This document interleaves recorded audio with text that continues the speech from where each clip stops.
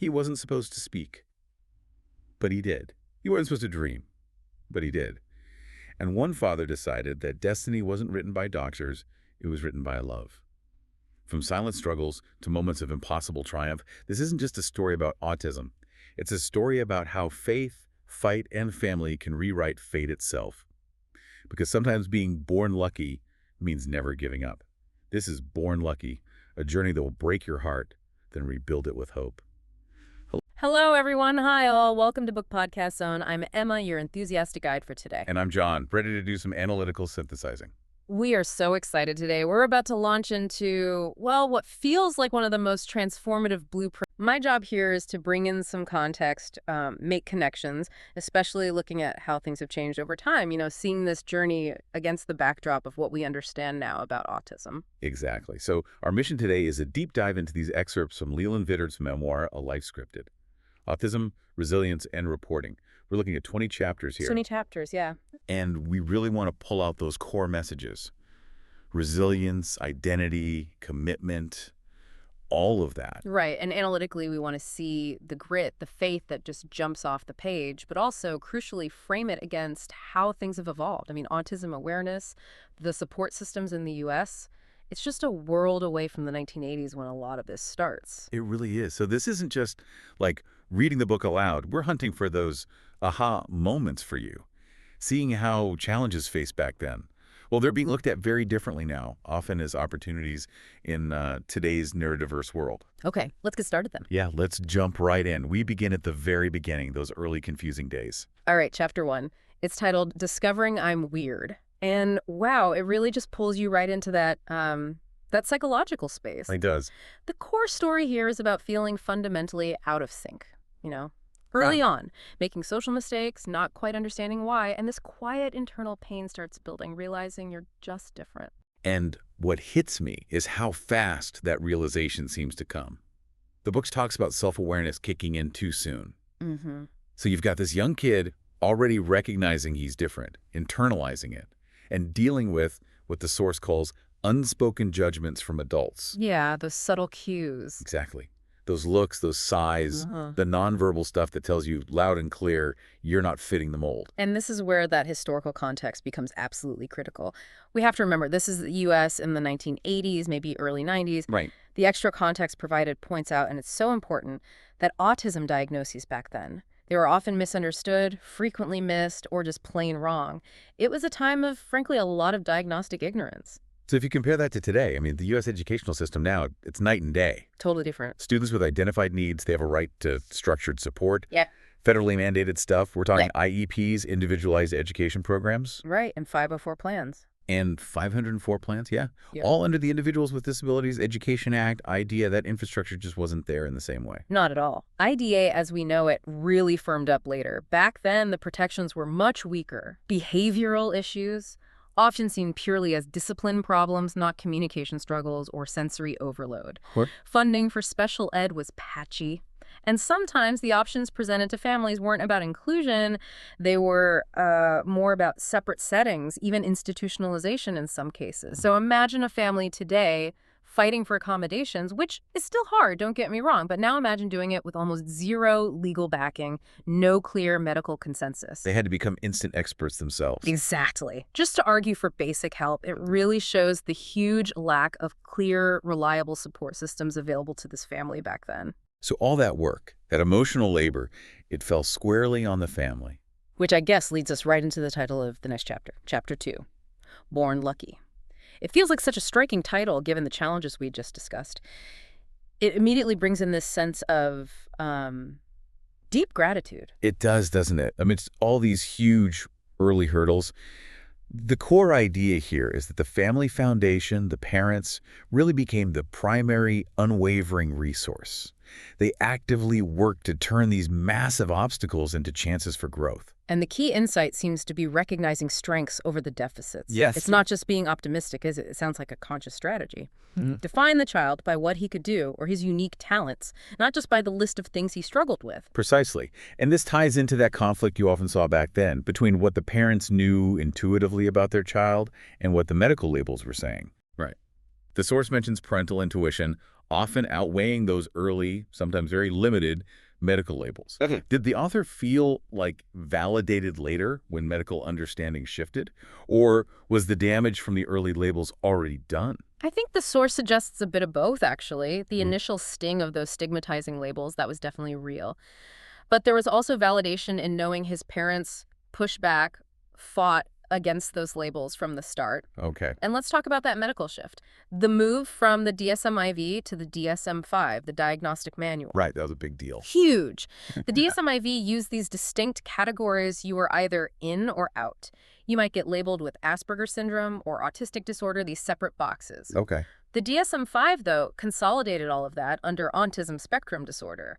And crucially, it emphasized dimensionality. Dimensionality. Okay, break that down a bit. Think of the old way like an on-off switch. You either fit the box or you didn't. The DSM-5 approach is more like sliders on a mixing board or maybe a temperature dial. It acknowledges that everyone on the spectrum experiences traits, strengths, challenges, but to different degrees. It's a spectrum, right?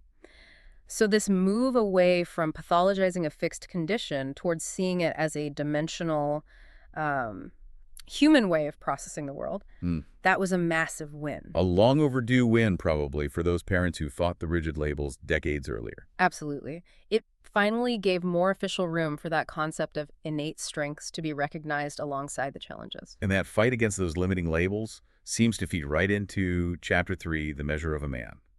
This one digs into that intense internal struggle, right? Questions of worth, identity. Exactly. The author is constantly wrestling with societal expectations. What does a typical man do? How should he act? How should he succeed? And comparing that constantly to his own personal reality. And it sounds exhausting. Yeah. The source mentions emotional peaks coming from just the sheer effort of fighting that feeling of being less than. Simply because he couldn't easily follow that unspoken social script. So the core idea becomes you have to redefine success for yourself. You can't use society's ruler if it wasn't designed for you. Precisely. Yeah. You have to create your own measure. And this connects so clearly to modern conversations in the U.S. around the neurodiversity movement. Yeah. How so? Well, you have groups now like ASAN, the Autistic Self-Advocacy Network. Yeah. Their whole mission is to champion unique perspectives, to celebrate neurological differences. They're actively working to shift the conversation from just awareness, okay, autism exists, to true acceptance and empowerment. Right. Acceptance means valuing the difference, not just acknowledging it. Exactly. Yeah. And you see the contrast so starkly. In the memoir, you have the author in the 80s and 90s isolated, desperately trying to conform, to hide his differences. Yeah. Today, while challenges definitely remain, that isolation is being directly countered by these powerful advocacy groups saying, no, those traits you felt you had to hide, they are valid. They are part of human diversity. It's a fundamental shift in thinking from a deficit model to an asset-based one. Yes. Moving away from what's wrong to what are the unique strengths here. It's a powerful contrast, the historical individual struggle versus this growing collective celebration today. That struggle and the beginning of redefining value really sets the stage for how the family started to channel all this intense energy. Like, subscribe, and share for more update, and continue to next. Okay, moving into section 2. The focus really shifts here to the family's intense proactive approach, starting with chapter 4, My Father's Promise. Yeah, this chapter sounds like it really zooms in on the father's role, his commitment, the sacrifices he made, really actively shaping his child's future. That's exactly it. The source describes these turning points as pivotal, life-altering decisions made by the father. Decisions driven by, loyalty, hope, but also this fierce determination to basically rewrite the script the doctors might have written early on. He essentially created a custom intervention plan. It sounds like it. Out of sheer will, driven by that promise.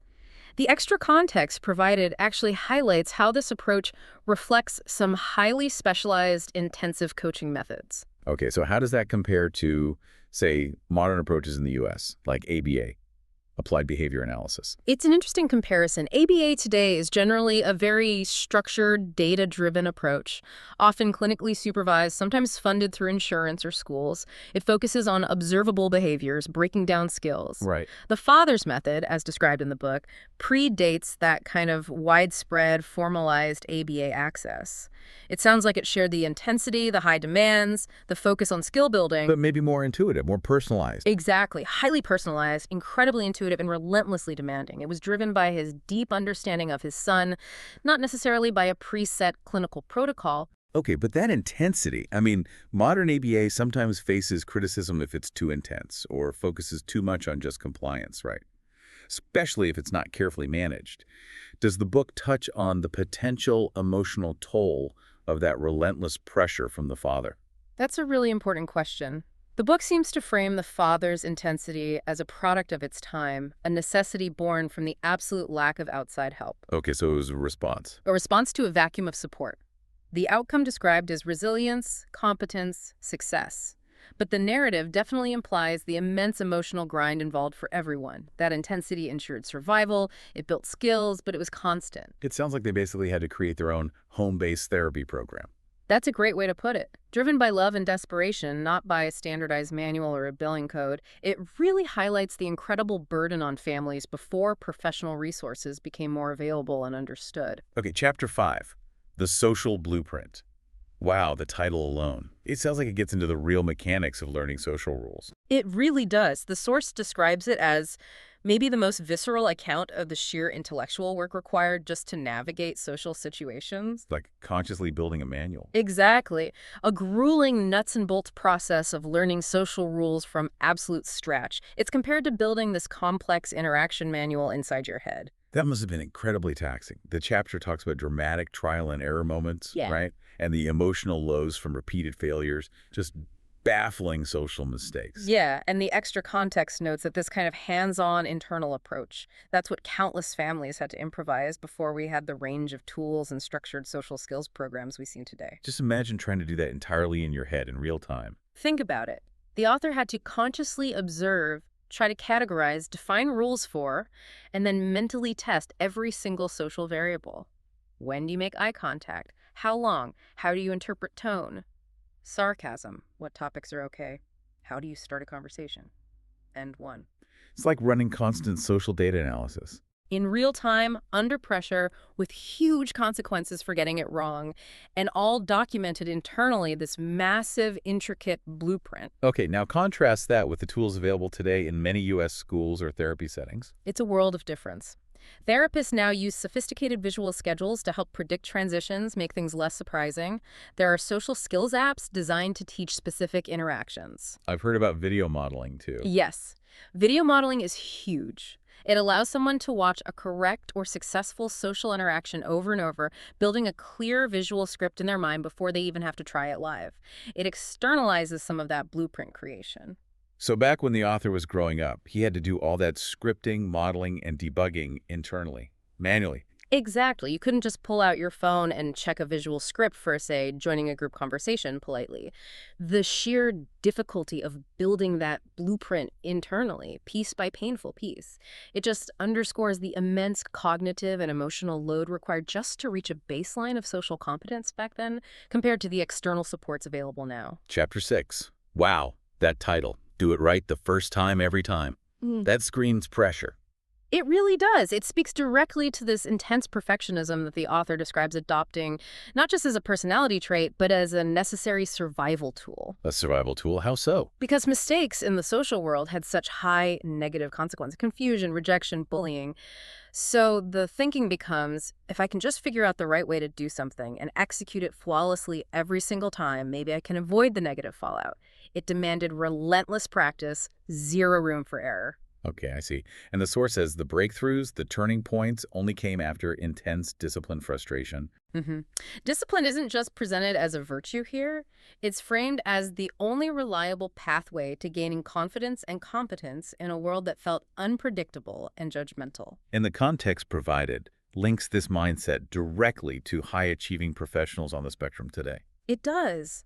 Because that same need for precision, that capacity for intense focus and repetition traits that might have been viewed negatively in, say, a casual social setting, become incredible assets in certain professional environments. Right. We talked about this a bit before. Think about high-demand fields in the U.S., maybe pharmaceutical quality control, where one mistake is catastrophic. Exactly. Or complex coding in Silicon Valley, maybe aerospace engineering, certain types of financial analysis. Fields where meticulousness, precision, repetition, and that deep, unwavering hyperfocus aren't just tolerated, they're actively sought out. Yeah. They're essential job requirements. Absolutely essential. In those roles, the ability to dive deep, to focus intently on detail, to ensure flawless execution through repetition. That's not just coping, that's high performance. The source points to examples like maybe defense contractors or high-tech industries. So the very discipline and perfectionism the author developed as a survival mechanism. In the right professional context, it becomes a superpower. Precisely. It's a really compelling example of how the environment can shift, and suddenly a trait that caused difficulty becomes a major strength.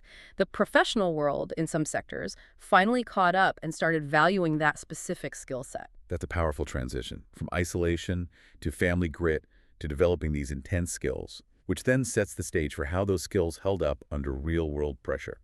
Like, subscribe, and share for more update, and continue to next. Okay, section 3. And Chapter 7's title, Walking Through Hell, leaves no doubt about the subject matter. Yeah, this sounds like it gets into the really tough school years. Yeah. The source describes it as a raw account of, well, brutal experiences, bullying, social isolation. Vivid scenes of conflict, the book says, and the absolute necessity of developing resilience just to survive the day-to-day. It's incredibly sobering to think about. We can talk about systems and strategies, but the book apparently details the intense personal pain of that time and the turning points mentioned. Standing up to tormentors, which must have been terrifyingly high risk, and eventually the critical decision to switch schools. Right. The themes that emerge are about self-defense, deterrence, finding ways to protect yourself, and just sheer inner strength. And the extra context points out something really important but also disheartening. Bullying rates for autistic kids are still distressingly high today, even with all the increased awareness. It's true, it remains a major issue. However, the response system in the U.S. has evolved significantly since the author was going through this. Okay, how so? Where the author seemed to be fighting these battles alone. Exactly. Today, we have much more formalized anti-bullying initiatives.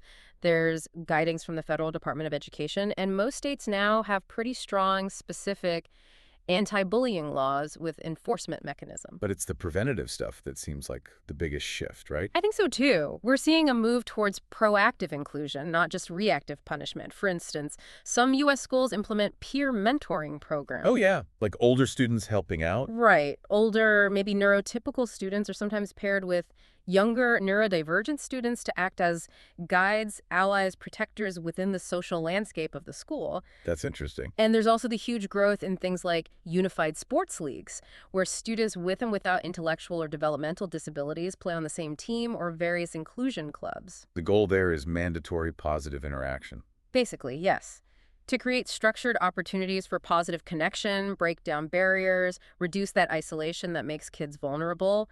The aim is to build protective relationships, foster empathy within the peer group itself. Which is such a stark contrast to the author's experience, described as these isolated individual battles for survival. It really highlights a fundamental philosophical shift, doesn't it? Moving away from placing the entire burden of resilience on the victim, towards making the system, the school, the peer group itself, fundamentally more supportive and inclusive. Wow.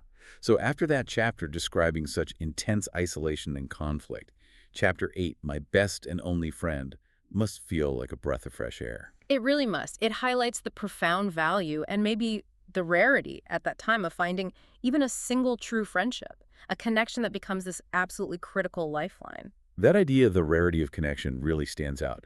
The source says the key moments in this chapter revolve around vulnerability, trust, genuine acceptance. Foundations of any real friendship, right? Exactly. But maybe especially crucial here. This one friend provided a safe harbor, a place where the author could presumably lower the social mask he had to wear everywhere else, a secure base in a confusing, often hostile world. And the analysis notes that friendships for people on the spectrum often start small, frequently built around very specific shared interests. Okay. If we take that idea, this single, profound bond built on acceptance and maybe shared interests and connect it to today, well, technology is playing a massive role in creating similar kinds of supportive environments now. It's hard to imagine being an autistic kid in the 80s, actively trying to find that one person who got you. Today, the internet. Yeah. It just changes the game entirely, doesn't it? It really does. Think about the explosion of online communities. You've got specialized forums, specific subreddits, Discord servers that are dedicated exclusively to niche interests. Like super specific stuff. Right, whether it's, I don't know, vintage computer restoration or complex board games or a particular sci-fi universe or advanced mathematics, these platforms foster acceptance and connection around that shared passion. So the connection happens through the interest, Yeah. which maybe bypasses some of the hurdles of typical face-to-face small talk or navigating complex nonverbal cues. Precisely. It allows individuals to connect based on shared knowledge and enthusiasm, which can be much easier and more rewarding than trying to navigate the often ambiguous rules of general socialization. Technology, in many ways, now helps create that specialized safe space and bridge the social gaps that, for the author, this one incredible friend had to fill all on their own. That experience, finding that lifeline and starting to move beyond just conflict, it leads us perfectly into the next phase, how the author began to actively discover and channel his unique strengths. Like, subscribe, and share for more update, and continue to next. All right, section 4. This seems to be where the narrative pivots towards harnessing that internal intensity. Chapter 9 asks the question directly, what will you be great at?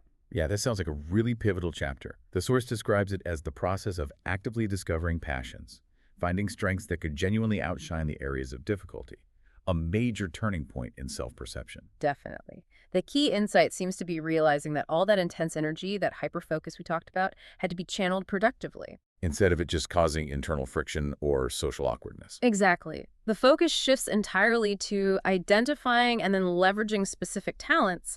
In the author's case, it seems journalism became a key area finding a purpose for that unique cognitive style. It's a deliberate redirection of that laser-like focus and the need for precision.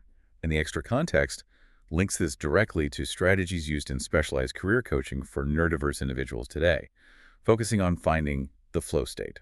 Right. Let's unpack flow state a bit for listeners who might not be familiar. Good idea. Flow state is that psychological zone where you're completely immersed in an activity, you lose track of time, you feel challenged but also fully capable, you're just in it. Like a musician lost in playing, or a coder deep in solving a problem. Exactly, that intense, almost effortless concentration. Mm-hmm. And what's fascinating is that this state, often naturally accessible to individuals with hyperfocus, is precisely what specialized job placement firms in the U.S. are now looking to harness. They're not trying to fix the hyperfocus. No, they're trying to match it to a job where that deep immersion is a critical advantage. They're essentially saying, okay, you have this incredible ability to focus deeply. Let's find a role where that's not just useful, but invaluable. It's like that saying, stop trying to fit a square peg into a round hole, and instead find or build environments where square pegs thrive. That's a perfect analogy. You see organizations like Nonpareil Institute in Texas is one example that comes to mind, specifically training adults on the spectrum for tech careers, capitalizing on that attention to detail, that focus as primary assets. So this chapter really captures that moment of realizing your difference isn't just something to manage, it's potentially your greatest strength if channeled correctly. A powerful pivot indeed. Chapter 10, practice your craft. This sounds like it gets into the sheer hard work involved after identifying that strength. Yeah, the grind, as the source puts it. It describes in detail the intense, repetitive effort required to truly hone a skill. Repetition isn't just presented as practice, it's shown as the fundamental path to achieving mastery. So the emotional highs aren't necessarily big, sudden breakthroughs. Not always. The source suggests they often come from small, cumulative wins. That gradual building feeling of competence that emerges over months, maybe years, of disciplined, persistent effort applied to that chosen skill set, like journalism. Okay.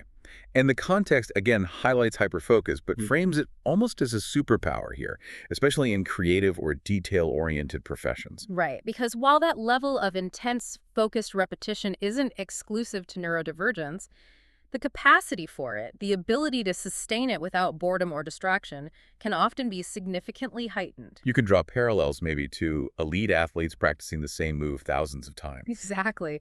Or a concert pianist drilling scales and passages relentlessly. Or a master woodworker perfecting a specific joinery technique over decades. That level of disciplined, often obsessive practice, it's not just about coping, it's actually the mechanism for reaching the highest levels of professional excellence in any field that demands true mastery. Precisely. It powerfully reframes a trait, the tendency towards repetition or deep focus that might have been viewed negatively or pathologized in other contexts, and shows it as a necessary engine for world-class achievement. This chapter sounds like a strong endorsement of that deep, disciplined practice. Chapter 11, another intense title. If you quit, they win. This sounds like it deals with the inevitable challenges and setbacks. Definitely. It focuses on those moments of intense internal and external struggle, fighting the urge to give up, especially when facing rejection, systemic doubt, maybe just sheer exhaustion from the effort. The they in the title. Who is they? The doubters. Past bullies. Society's expectations. It seems to represent all of that. The accumulated weight of past negative experiences and external skepticism. The turning points described are moments of consciously, deliberately pushing through that adversity, refusing to let those past conflicts or doubts dictate the final outcome. It's framed like an internal battle, right? A standoff against failure, reinforcing that fundamental resilience. Absolutely. And while that individual resilience is incredibly admirable and necessary for the author's journey, the modern mental health conversation in the U.S. adds another layer here. Okay. The extra context emphasizes advocacy for creating supportive environments instead of solely relying on forced conformity or endless individual fighting. We have to acknowledge that while the author learned to fight incredibly hard, constantly being in fight mode leads to burnout. That's a critical distinction. Yeah. We celebrate the grit, absolutely, but the focus of modern advocacy is often on changing the environment so that not quite so much grit is required just to survive. Exactly. The goal is systemic support to prevent that burnout, to avoid forcing people into retreat. Today's discussions really highlight the importance of self-advocacy, yes, but also the crucial need for supportive, inclusive workplaces and communities for autistic adults. The message being, yes, you might need to fight for your place, but the battle shouldn't consume all your energy just to maintain basic functioning. The system needs to meet you halfway. Well put. And that combination, the hard-won resilience, the honed skills, and the beginning of this push for broader acceptance sets the stage perfectly for the next major life transition, stepping into independence. Like, subscribe, and share for more update, and continue to next. All right, Section 5. We're moving into adulthood now.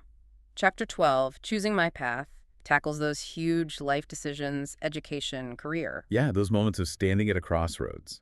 The source mentions blending initial uncertainty with this fierce determination to make it work on his own terms. It sounds like a period of intense pressure. The key ideas are about the demanding process of actually achieving independence, which can be complex for anyone, let alone someone navigating the spectrum, and the emotional shifts involved in taking real ownership of your future. Especially when executive function challenges might make planning, organizing, and navigating those big transitions extra difficult.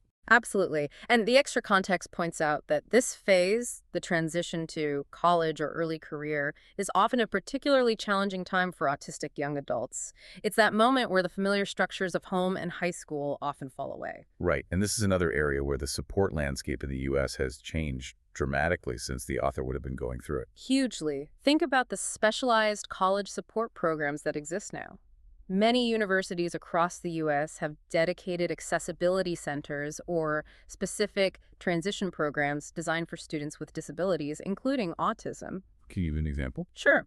Programs like the University of Arizona's SALT Center, or specific initiatives within the California State University system, or many private colleges, too. They offer tailored support. What kind of support? Things like specialized academic advising that understands executive function needs, help navigating housing accommodations to manage sensory sensitivities, priority course registration to reduce scheduling chaos, structured mentorship, basically providing explicit scaffolding for the academic and independent living aspects of college life. Scaffolding that was likely completely unavailable to the author back then. Probably.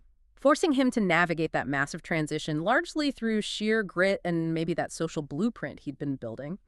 It highlights how much more intentional support is available now to make those choices manageable. Chapter 13, Finally Having Friends. After the intensity of My Best and Only Friend, this title suggests a real expansion, doesn't it? It really does. The source describes a genuine, profound joy here, not just making acquaintances, but experiencing the thrill of truly belonging to a group, of having a wider social circle. That must have felt like a huge achievement. The turning points mentioned involve successfully navigating those tricky group dynamics. Which can be so complex. Right. And achieving that sense of real acceptance, sustained friendship within a group context. It's moving beyond just one-on-one connection. It marks a massive developmental step. It's the difference between just coping socially, maybe masking heavily in groups, and actually feeling a sense of genuine belonging. And the analysis connects this phase to self-discovery too, right? Exploring identity within safe spaces. Exactly. Early adulthood, especially in college or early career, is often a time of figuring out who you are beyond your family context. And finding accepting peer groups is crucial for that. Safe spaces like university clubs or groups focused on specific interests. Precisely. Think about a robotics club, a debate team, a fantasy gaming group, a volunteer organization focused on a specific cause. These environments often provide a built-in safe space because the connection forms first around the shared, intense interests. Ah, so the shared passion provides the social glue. It facilitates the connection.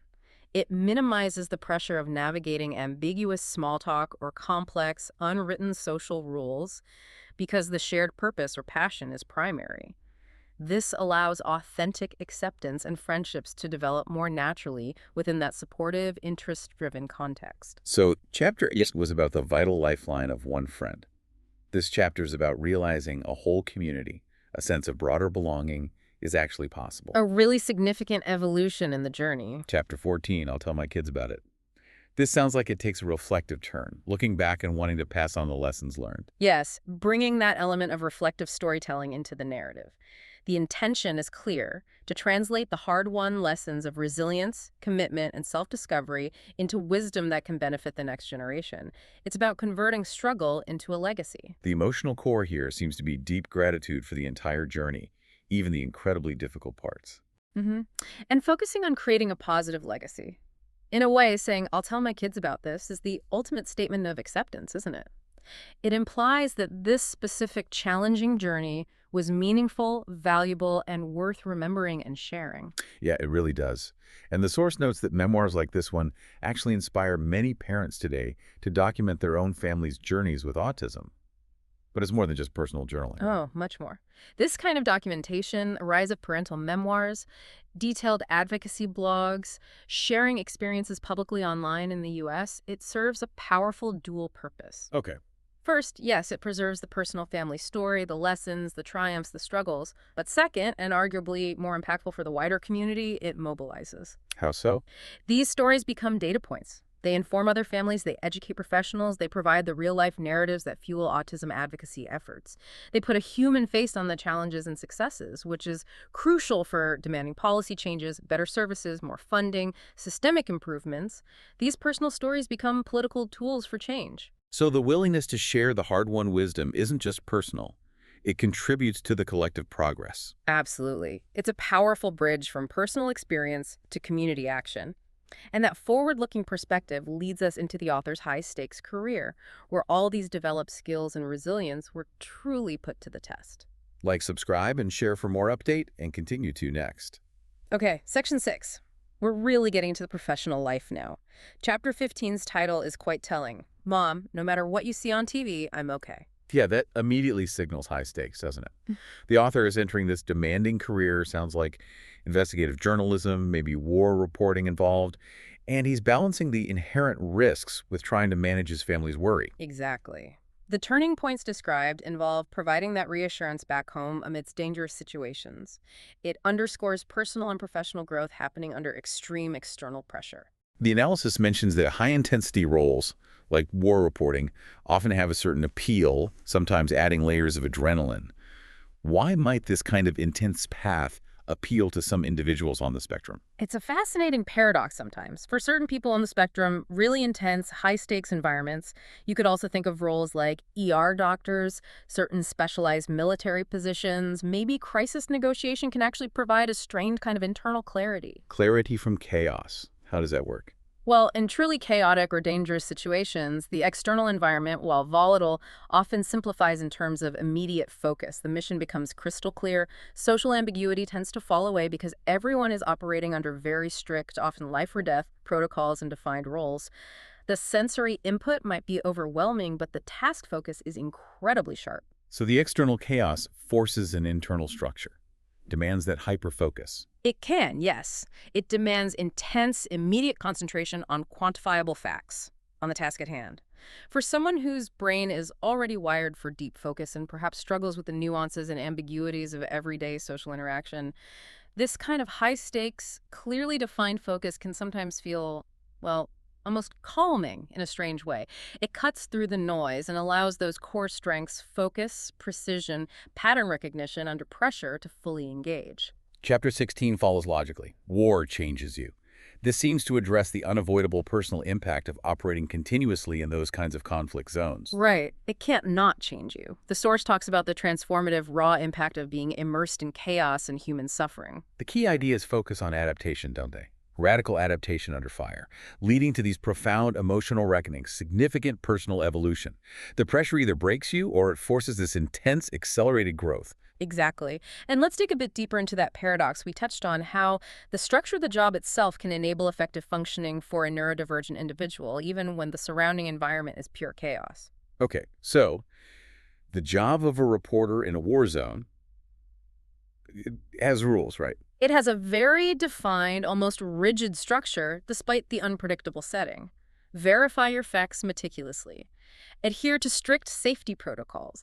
Document events as objectively as possible. Process information rapidly and accurately. Report back through established channels. The mission is clear. Get the story, get the facts, get out safely. Precisely. The journalist's task is objective, fact-based, and requires intense precision and attention to detail.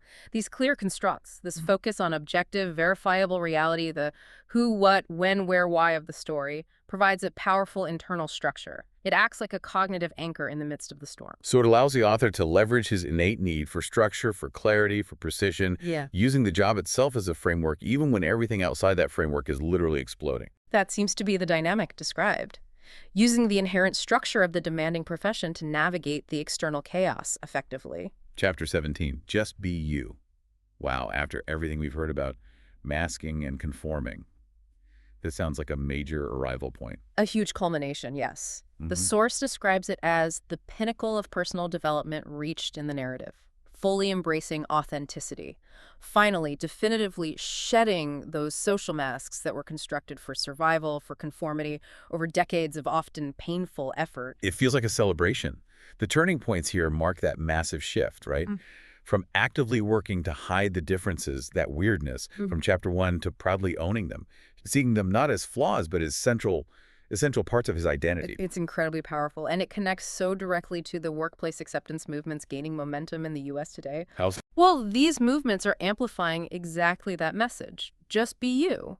They're promoting neurodiversity in workplaces not just as a nice-to-have or a compliance issue, but as a genuine strategic advantage, something that drives innovation and brings valuable perspective. This is where we see the actual business case being made, isn't it? Absolutely. You have major U.S. corporations, tech companies like SAP, Microsoft, financial institutions like J.P. Morgan Chase, Ernst & Young, others that have developed specific, intentional neurodiversity hiring programs. And they're targeting specific roles. Often, yes. Roles that require exactly the skills that might be associated with autism. Meticulous attention to detail, incredible pattern recognition abilities, strong logical reasoning, a capacity for deep focus, nonconformist thinking for problem solving. Think software testing, cybersecurity, data analytics, compliance. So they are actively seeking out the traits the author might have once felt compelled to hide. Precisely. They are working to foster environments where employees can bring their whole selves to work, where they can genuinely just be you without facing professional penalties or feeling the need to constantly mask. It's a profound shift towards valuing neurological difference as an asset. That hard-earned integrity, that self-acceptance, it feels like the final crucial ingredient as we move into the last section of the book, focusing on peace and legacy. Like, subscribe, and share for more update, and continue to next. Okay, final section, Chapter 18, Speaking the Truth. This sounds like it focuses on the professional demands of integrity, especially in a public-facing role like journalism. Yeah, the source mentions the courage required to maintain honesty, particularly when facing backlash, maybe professional confrontation. Sticking to your principles, even when it's difficult. The ideas here center on that core moral principle.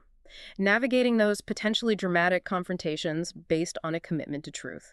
For someone whose cognitive wiring might inherently place a very high value on objective facts, on systematic truth-seeking, maintaining that integrity could feel less like a choice and more like a fundamental necessity, regardless of external pressures. And the extra context provided points out how incredibly timely this is.